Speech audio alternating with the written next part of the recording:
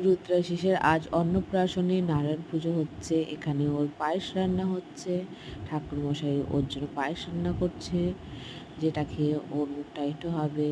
ওখানে দিদিন দাঁড়িয়েছিল, এটা ওর ছোটো ঠাম্মি। ছোটো ঠাম্মি বসে আছে, ও দিদিভাইয়ের কোলে তাকিয়ে দেখছে আর ঠাকুর ঘরে কী হচ্ছে। ঠাকুর ঘরে এটা পুজো চলছে। তারপর এখন যজ্ঞর জন্য সব কিছু রেডি হবে, কারণ অঞ্জলি শেষ হয়ে গেছে, যজ্ঞ শুরু হবে এখন। তো যজ্ঞ শুরু হয়ে গেছে, যজ্ঞ এখন চলছে। পুজো এখন একদম শেষ মুহূর্ত, পুজো প্রায় শেষই হয়ে গেছে এখন। ও দিদিভাই, দাদা ভাই আর ও তিনজন মিলে বাইরে বাজনা বাজছিল, ও তিনজন নাচানাচি একটু করছিল। তারপরে ও হাঁ করে তাকিয়ে দেখছে যে কোথা থেকে এত আওয়াজ এসছে, ও নিজেও বুঝতে পারছে না।